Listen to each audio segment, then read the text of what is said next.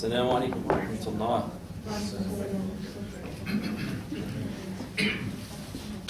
So mashallah, today we'll be starting with tafsir of Surah Al-Fatiha. And probably we won't even go past the first 3 ayat. We'll see what happens, time permitting. As you all know, this is the first chapter of the Quran chronologically, and it is also named what? Fatiha, meaning the opening chapter. It also has other names. Some of the names that have been given to it by the Prophet ﷺ, for instance, is Quran, which is literally the mother of the Quran. In other words, it is the essence, or the very essence of the Quran itself. Other people have even said that because of this, it is the sum total of all of that could be found in the Quran, of the meanings and messages that are delivered to us. It can be summarized in this one short chapter. It's also called Mathani, which means dual. Why? Well, some ulama propose that there's a hadith Qudsi, which I will quote later, that Allah Jalla Jalaluhu and said that He had divided Salah. قَسَّمْتُ الصَّلَاةَ بَيْنِي وَبَيْنَ عَبْدِي. I have divided Salah into 2 parts. Okay, nisfain, between myself and my servant.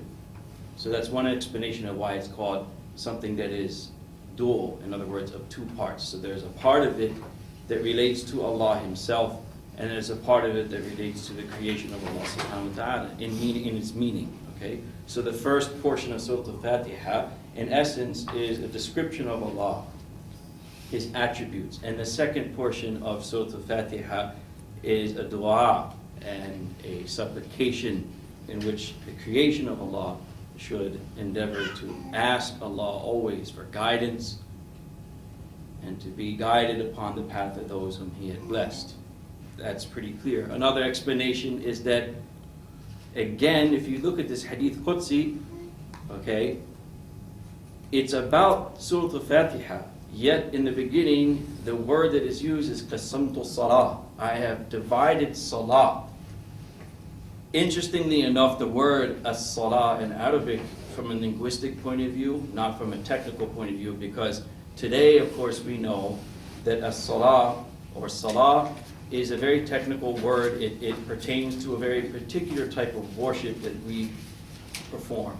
Very particular. In other words, there are components of it that have to be done, like standing, making ruku', bowing, making sajda. That's all understood. But originally, from a strictly linguistic point of view, meaning how the Arabs use the word, as-salah is synonymous with dua, or supplication. You got it? Salah is synonymous and equivalent to the word dua, or supplication, meaning it didn't have, before the Prophet ﷺ taught us how to supplicate, in other words, how to perform salah, didn't have any particular type of form. It was just a general meaning of what? Dua. Okay?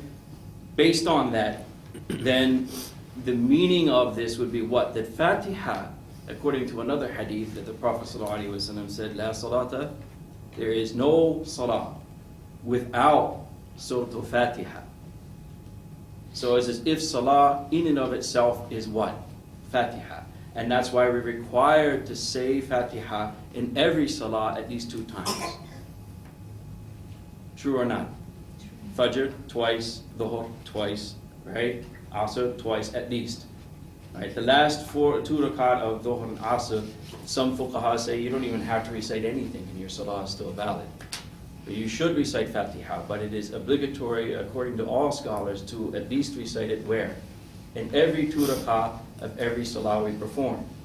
Because that salah is a dua. And that dua, in its reality of that dua, is what? It is taught to us in what? Surah Al-Fatiha. Does it make sense? Okay. So that's why it has this name, and Allah knows best. We're going to try and approach this from a slightly different angle, which is that by describing some of the attributes of Allah in the first couple of ayat, we will now learn something about Allah and His attributes, what we call theology, right? our aqidah, or what things rather that we understand and know about Allah Jalla Jalaluhu, which are very important. In fact, they are the essence of our deen.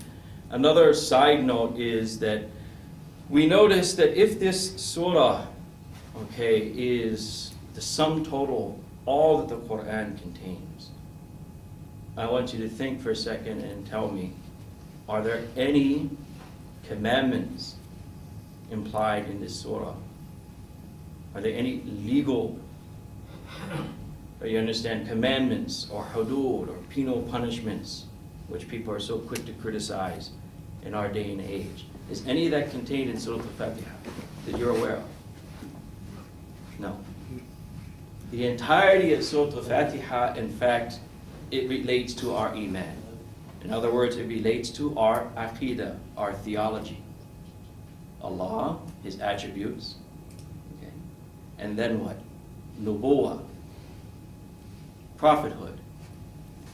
How is that implied in the surah? Ihdina siratal mustaqim, siratal ladina an'amta alayhim. Show us the right path. What path is that? It is that path of those whom you had blessed and preferred and given in'am. In Urdu also you use the word what? In'am. In'am comes from Arabic. In'am actually is the root word of an'amta. Okay, so the Urdu word is derived really from what? The Arabic word, in which that word is derived an'amtu, or an'amta in this case. Okay, you got my point? So the in'am here that is being referred to obviously is what? What you're asking dua for, guidance. How is that guidance understood? By following a path. What path is that? That path that it was trodden by whom? The people whom you have in'am are. And who are those people? They are, first and foremost, the anbiya, the prophets that were sent by Allah as a safara, meaning literally they are messengers. They bring messages from God to His creation. All right? So therefore, the second subject of aqidah or theology, the first subject is Allah Himself. That's literally what theology means, the study of God, right? Who is God? What are His attributes? So forth and so on. Then, of course, nubuwah, Islamically speaking, that is also part of it, meaning prophethood is essential to understanding who God is. Okay? And on top of that, we have the other part that is included in our iman and our aqidah, which is what? All of the issues that pertain to life after death. You understand? The reason why I say life after death, even though Maliki Yawmiddin, most of us will understand the translation is the master of the day of judgment. So Yawmiddin is a particular time. And what time is that? That is the time when mankind will stand for judgment in front of their Creator. However, when we say we believe in things, what it's called in the Aqidah or theology, Sam'iyat, what is meant by that is that there are certain issues which are beyond the realm of the human intellect to arrive at conclusively, specifically in regards to life after death. Please try and follow me. I'm going to try and connect it all together. So what I mean by that is, when we talk about Allah, when we talk about God, whoever a person thinks God is, and I hope that nobody here is allergic to the word God, because, for many different reasons, there's a cultural sensitivity to the use of word God, and I don't blame anyone for that, but a lot of people still have a bad taste in their mouth from the British colonial era, and they're not to be blamed for that, right? But because of that, everything British, including obviously the English language, is they're allergic to it, right? So if it's Inglesi log, khalas, right? That's it, the devil himself, right? Which again, not much can be said to defend the colonial era, right? But however, we are talking about a language, right? And whether the people who speak that language are people that you appreciate or not, it's irregardless. And the fact is, in the United States of America, the language is what? English, right? So, look, God as a word simply means, in the English language, one who is supplicated. Do you understand my point? One whom you supplicate to, or you make dua to, in other words. Now, is there any problem with that meaning?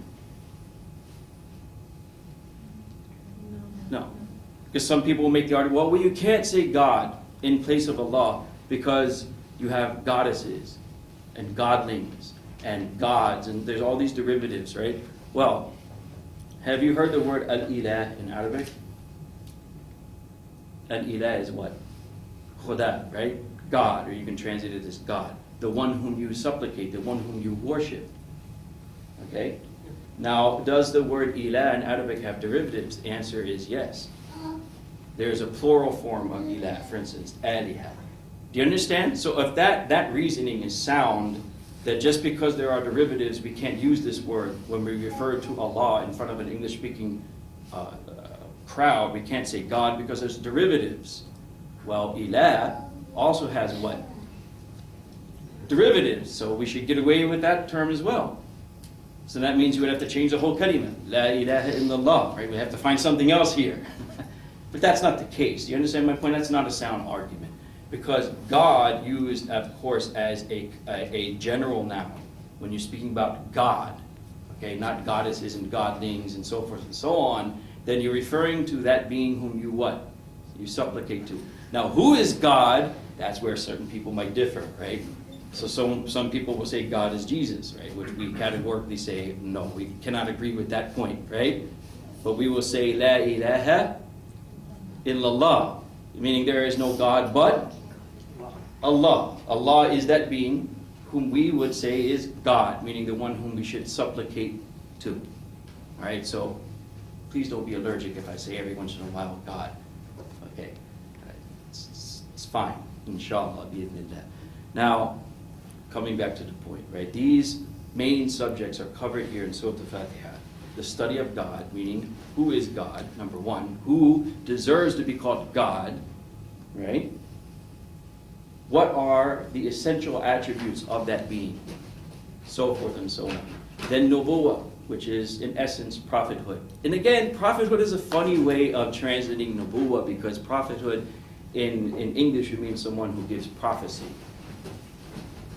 And what is giving a prophecy? It's telling the future, correct?